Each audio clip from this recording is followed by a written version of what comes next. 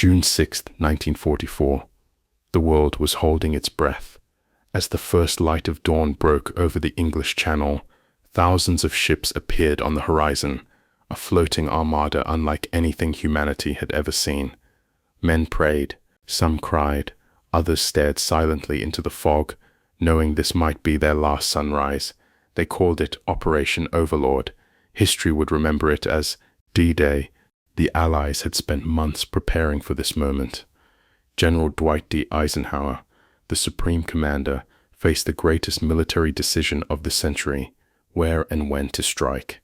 Hitler expected the invasion to come at Calais, the shortest route from England, but the Allies chose a different path: the beaches of Normandy.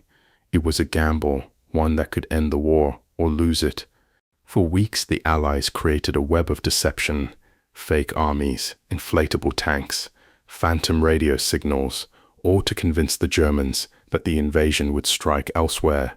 Operation Fortitude, they called it. It worked.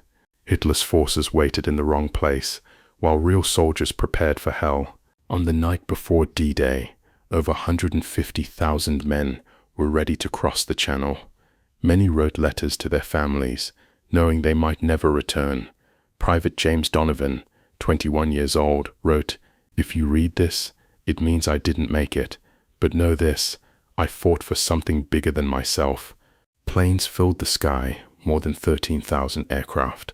Paratroopers jumped into darkness, scattered by strong winds, landing miles away from their targets. The invasion had already begun. At 6:30 a.m., the first landing craft hit Omaha Beach. Waves crashed. Machine guns screamed. Many soldiers never made it out of the water. The sea turned red. Captain Richard Winters shouted orders as bullets ripped through the waves. "Get to the wall. Move. Move." They ran forward, dragging wounded friends, crawling through smoke and chaos. Every inch of sand cost a life. By mid-morning, the beaches of Normandy were soaked in blood, but the Allies had landed. Against all odds, small groups of men began to break through the German defenses. They fought house by house, bunker by bunker. The cost was unbearable, but the gates of Europe had been opened. D-Day was far from over. But in that moment, history changed forever. As the sun climbed higher over Normandy, chaos ruled the beaches. Communications were broken, officers were dead, and many units had no idea where they were. But amidst the smoke and terror, small groups of men began to organize themselves, using courage as their only compass. Sergeant William Carter rallied his men under heavy fire. They had no radio, no reinforcements, only determination. "We are not dying here. We move forward, or we die trying." Omaha Beach became a slaughterhouse. German machine guns, hidden in bunkers high above, poured endless fire upon the sand. For every step forward, dozens of men fell, but slowly, painfully, they began to advance. Engineers cleared mines. Snipers silenced enemy gunners. One soldier carried his wounded friend for over 200 meters through fire and death. Then, from the sky, salvation. Allied aircraft screamed overhead, bombing enemy positions. The ground shook as explosions tore apart the German defenses. The tide was turning. For the first time that day, the men on the beach lifted their heads. They saw enemy bunkers collapsing. They saw hope. By midday, a few soldiers reached the cliffs overlooking Omaha. They used grenades, rifles, even bayonets, anything to climb. One by one, they took out the German machine gun nests. When the American flag was finally planted atop the hill, a cheer rose from the beach. They had done it. Against all odds, they had taken Omaha. But this was only one beach. The real battle, the fight for France, had just begun. After breaking through the beaches, Allied troops began their push inland. The countryside of Normandy was peaceful once. Now it was a battlefield of hedgerows, mud, and shattered villages. German snipers hid behind every wall. Tanks rolled slowly through narrow roads filled with smoke and fear. Every town became a fortress, every house a fight for survival. But the Allies had one advantage: the courage of the French resistance. The resistance had waited years for this moment.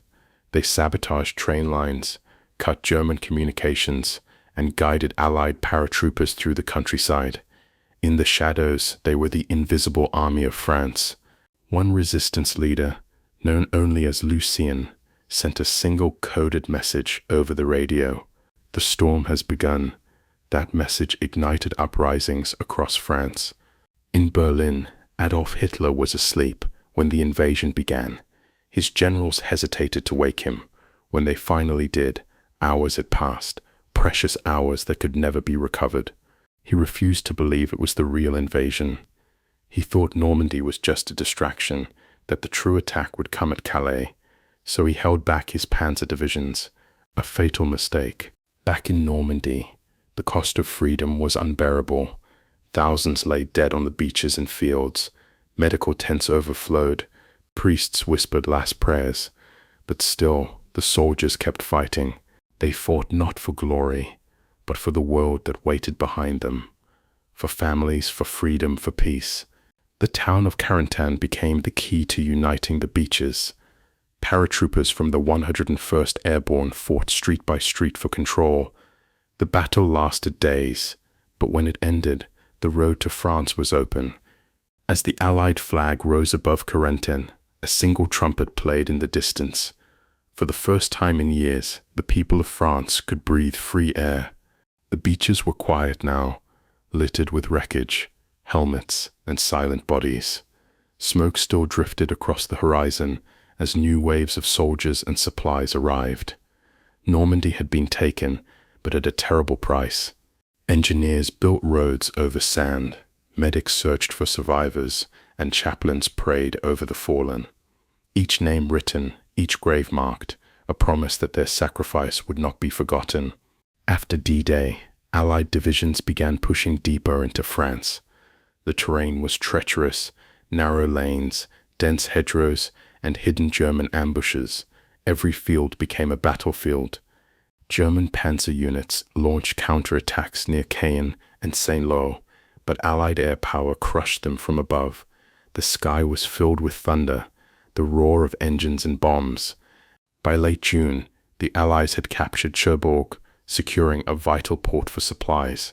Town after town fell, not just by force, but by hope. French civilians emerged from hiding, waving flags, crying, and hugging the soldiers who freed them. Old men saluted. Children climbed on jeeps. The nightmare of occupation was finally ending. In his bunker, Adolf Hitler was furious. He demanded his generals to retake Normandy at all costs. He ordered counterattacks that sent thousands more men to their deaths. But it was too late. The Allied forces were unstoppable, rolling forward like a tide that could not be turned back. At dawn on June 6, 1944, the sea was alive with the roar of engines. Thousands of ships moved slowly toward the French coast, each one packed with soldiers, trembling between fear and courage. Above them, the sky swarmed with planes dropping paratroopers behind enemy lines. This was the day that would change history forever, D-Day. The German guns opened fire from the cliffs, raining bullets like a storm. The first wave of American troops tried to reach the beach, but the sea and bullets were merciless. Men fell, drowned, screamed, but no one stopped. They knew there was no turning back. Forward was the only way to survive. After an hour of pure hell, the Allies finally gained a foothold on the beach. Combat engineers cleared mines, and tanks began emerging from the sea, like iron beasts rising from the depths of hell. Behind them, naval artillery thundered, pounding German positions with endless shells. Meanwhile, behind enemy lines, paratroopers landed in the dark French countryside. Some landed in the right place, others were lost in forests and swamps. But even in chaos, they fought back. They cut German communication lines, blew up bridges, and ambushed convoys in the night. By the end of the first day, the beaches were covered in bodies and smoke.